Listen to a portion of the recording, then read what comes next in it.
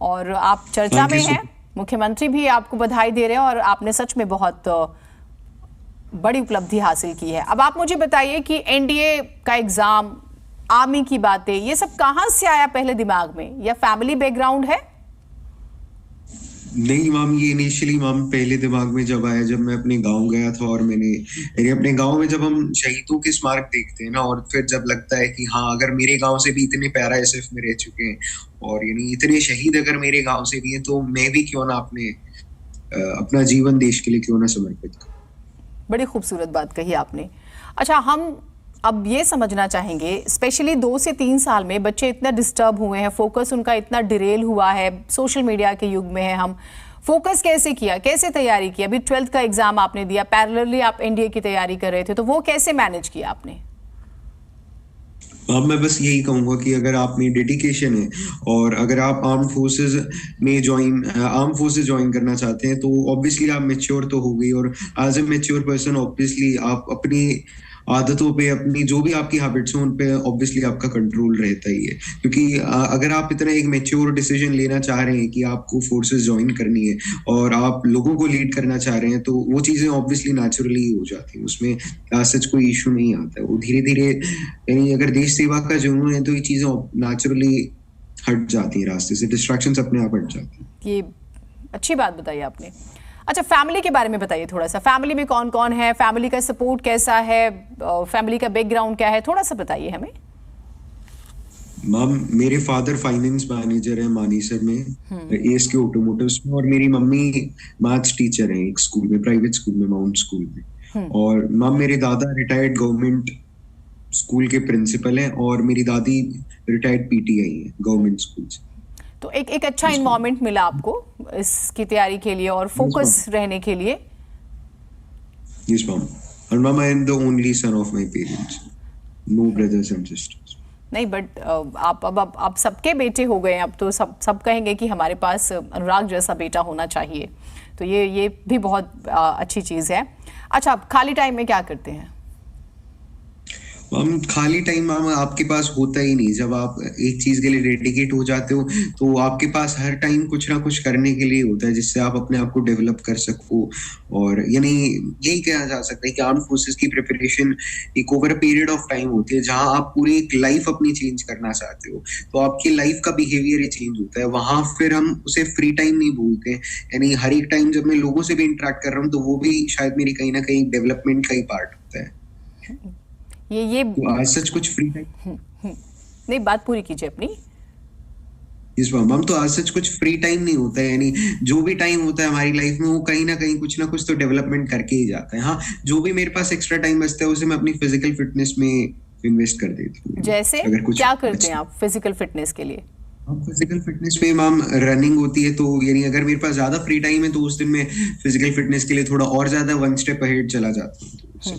अच्छा, स्पोर्ट्स और मूवीज में थोड़ा भी इंटरेस्ट है या बिल्कुल भी नहीं है?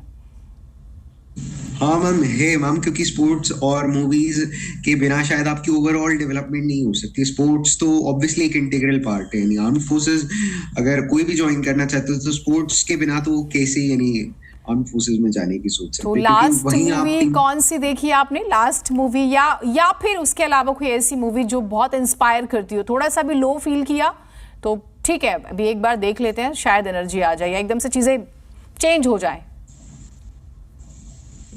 मैम, यानी अभी मैंने एक दिन पहले ही देखी थी मैम, मेजर मूवी देखी थी, यानी थोड़ी बस मोटिवेशन के लिए। संदीप उन्नीकृष्णन सर की लाइफ पे बेस्ड, वो एक अच्छा एक्सपीरियंस था कि आपको देखने को मिलता है कि कैसे लोग अपनी पूरी लाइफ को यानी सैक्रिफाइस करने तक के लिए रेडी हो जाते हैं, अपनी फैमिली के बारे में सोचे बिना। और मैम, जो काफी टाइम पहले जो अच्छा, मुझे एक चीज बताइए, यूनिफॉर्म आजकल ऐसा भी देखा जाता है, यूनिफॉर्म पहनना सबका सपना है, ठीक है। कुछ लोग इसलिए भी कि आप स्पेशल नजर आए, आप सेक्रीफाइस की बातें करते हैं, कई बार चीजें ग्लैमराइज करने की भी कोशिश होती हैं। तो मैं अनुराग से समझना चाहती हूँ, एक क्वेश्चन भी था आपसे, आपने उसका जवाब दिया, लेकिन मैं चाहती हूँ कि वो आप दोबारा से, कि यूनिफॉर्म पहनी, प्राउड फील हुआ, लोग बहुत प्राउड फील करे, लेकिन पोस्टिंग अगर मिल जाए तो पोस्टिंग के लिए कुछ लोगों को लगता है कि कुछ कंफर्ट जोन की जगह हो, कुछ ऐसी हो जहां से इजी आना जाना हो, फैमिली के साथ बहुत ज़्यादा दूरी ना हो। ऐसा आप मानते हैं या आपको लगता है नहीं, आप अगर पूरी तरह से समर्पित हैं तो आप देश के किसी भी कोने में खड़ा कर दीजिए? मैम, जिस दिन आप आर्म फोर्सेस के लिए पूरी तरह डेडिकेटेड होते हो और आपको ये डिसीजन आप ले चुके होते हो कि मुझे आर्म फोर्सेस ज्वाइन करनी होती है, तो आप फिर ये नहीं सोचते हो मेरी पोस्टिंग कहाँ होती है। बस आपकी सिर्फ एक ही चीज आपके माइंड में होती है कि मुझे जो भी काम मिलेगा मैं वो करने के लिए रेडी हूँ। वो डेडिकेशन होती है, वो डिटर्मिनेशन होती है आप में। फिर उसमें आपको फर्क नहीं पड़ता कि आपको CICT में भेज दिया जाए या फिर कहीं SOS में दिल्ली में ही रख लिया जाए। तो वो एक एज एन ऑफिसर या एज ए आर्मी पर्सनल वो चीजें मायने नहीं रखती। और मैम, रही बात ग्लैमराइजेशन की, तो मैम मैं ये बोलूंगा कि अगर कोई ग्लैमर के लिए आर्मी के पीछे भाग रहा है तो वो शायद सारे बैरियर्स क्रॉस नहीं कर पाएगा, क्योंकि वो कभी भी फिर शायद वो सेंस ऑफ मैच्योरिटी नहीं बना पाएगा अपनी लाइफ में। क्योंकि ग्लैमराइजेशन से आप किसी चीज के लिए इफेक्ट तो हो जाते हो, बट आप वो मेंटल लेवल नहीं बना पाते हो पूरी तरीके से। मैंने इसीलिए सवाल पूछा बिकॉज ये चीजें आपने अपने आसपास भी देखी होंगी, एक और सवाल मैं आपसे लूंगी। जो यंगस्टर्स हैं, स्पेशली जो आपके हम उम्र होंगे, आपकी उम्र के बच्चे होंगे, आपके सर्कल में भी होंगे, दोनों ही वे में जो फाइनेंशियली साउंड हैं या जो नहीं है, दोनों के लिए स्पेशली आपका मैसेज। साउंड है तो शायद उनका फैमिली बैकग्राउंड भी अच्छा हो तो चीज़ें उनके लिए थोड़ी सी ईजी हो एज कंपेयर जिनके पास नहीं है। सो अपने हम उम्र बच्चों को आप क्या मैसेज देंगे, या फिर जो छोटे बच्चे जो अब अनुराग को जानेंगे उसके बारे में जानेंगे? मैं बस यही बोलूंगा कि economic conditions do not matter much. यानी अगर मैं मानता हूँ कि शायद यानी मैम बहुत इकोनॉमिकल हो गई मैम चीजें आज की डेट में, और with the power of technology चीजें काफी चेंज हो रही हैं over a rapid scale of time. तो वो चीजें अब उतनी हिंड्रेंस नहीं है जो पहले हुआ करती थी। तो अगर हम प्योरली डिटरमाइंड है कि हाँ हमें ये चीज पानी, हमें अपने गोल को लेके क्लैरिटी है, तो सारे जो बैरियर्स होते हैं रास्ते में वो सारे अपने आप क्रॉस हो जाते हैं। मुझे पर्सनली आपका मैच्योरिटी लेवल बहुत ज़्यादा पसंद आया अनुराग, बहुत ज़्यादा, पर्सनली बहुत ज़्यादा। जिस तरह से मैं आपसे सवाल, और मुझे लग रहा है मैं बहुत मुश्किल सवाल लेने की कोशिश कर रही हूँ और आप मुझे बहुत स्मार्टली आंसर कर रहे हैं, तो ये चीज़ें मुझे पर्सनली बहुत पसंद आई। अच्छा, डेली आप देखिए, मैं एक एग्जाम्पल के तौर पर डेली ले लेती हूँ, 6 to 7 जो माइनर्स होते हैं वो क्राइम में इन्वॉल्व हो रहे हैं। तो ठीक है, इसका आपसे रिलेशन नहीं है, बट आई ट्रूली वांट कि अगर आप नेशन को सर्व करना चाह रहे हैं तो आपको उनकी चिंता तो होती है। बेसिकली तो हम अपने देशवासियों के लिए कुछ करना चाहते हैं, तो क्या किया जा सकता है? कुछ आपने सोचा है कि अगर आप कर पाए तो आप क्या सजेस्ट करेंगे? जो हमारे बच्चे हैं, जो यंगस्टर्स हैं, वो क्राइम में ना जाएं, वो अनुराग ही बने या अनुराग से भी बेहतर करें। बिल्कुल मैम, बिल्कुल मैम। मैं आज यानी मैम ये थोड़ा सा आउट ऑफ वो हो गया क्वेश्चन, बट मैम फिर भी यानी जो मैं पर्सपेक्टिव रखता हूँ उसके अकॉर्डिंग मैं ये मानता हूँ कि कहीं ना कहीं मैम हमारी मोरल वैल्यूज डिग्रेड हो रही है, और उसका रीजन ये कि जो फैमिली बॉन्ड्स हैं वो थोड़े वीक हो रहे हैं। यानी जो पेरेंटल इंटरेक्शन होती है या फिर जो एक फैमिली के अंदर इंटरेक्शन होती है, जो पहले जॉइंट फैमिली में हो जाती थी, बट अब वो न्यूक्लियर फैमिली में वो एस्पेक्ट अब मिसिंग है।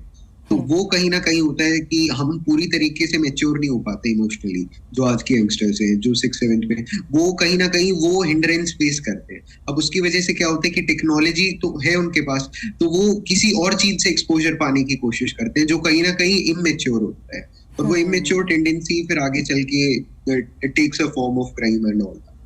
बड़ी खूबसूरत बात आपने कही। अच्छा अनुराग, फ्रेंड्स के बीच में किस नाम से फेमस है, या कभी फ्रेंड्स को भी समय देते हैं आप या नहीं? डिस्ट्रैक्शन तो किसी तरह का भी नहीं चाहिए। नहीं मैम, यानी मैम फ्रेंड्स तो हम they are the integral part of your life. यानी आर्म्ड फोर्सेस में जाने और आप लोगों के साथ इंटरेक्ट करने से बच रहे हैं तो आप कैसे यानी आर्म्ड फोर्सेस में रहेंगे? तो कैसे और कैसे कैसे मैनेज करते हैं, कैसे मैनेज करते हैं, वो भी थोड़ा सा सीक्रेट शेयर कीजिए। मैम यानी अगर वो आपके फ्रेंड्स है तो ऑब्वियसली वो अंडरस्टैंड करते हैं कि आप कब क्वालिटी टाइम स्पेंड करने के लिए रेडी हो, और कब आपकी प्रायोरिटीज एकेडमिक्स के टुवर्ड्स ज्यादा है, या फिर कब आप प्रिपरेशन कर रहे हो तो आपको थोड़ा मी टाइम चाहिए। तो हम वो अंडरस्टैंडिंग अपने आप जनरेट हो जाती है फ्रेंड्स में, यानी वो फिर और भी ज्यादा सपोर्टिव फोर्स बन जाता है आपके। यानी वही कहा जा सकता है कि दोस्तों के साथ तो ये हो जाता है कि मंजिल से ज्यादा सफर सुहाना हो जाता है। अरे वाह, आप मुझे लगता है आप अपनी उम्र से भी बहुत बड़े हैं। और हमारी पूरी टीम की तरफ से, जी परिवार की तरफ से, मेरी तरफ से स्पेशली मैं आपको बहुत बहुत बहुत शुभकामनाएं देती हूँ अनुराग। आप बहुत आगे बढ़ें और you are a blessed child. आपसे बातचीत करके बाद, मुझे पर्सनली बातचीत के बाद लग रहा है कि आप बहुत मैच्योर हैं। आप बहुत तरक्की करें, परिवार का नाम रोशन करें और जो आप चाहते हैं देश के लिए वो आप ज़रूर करें। बहुत शुक्रिया, आपने हमारे लिए समय निकाला और आपके ज़रिए हमारे बहुत सारे बच्चों को, यंगस्टर्स को, आपको सुनने का मौका मिला, कुछ सीखने का मौका मिला।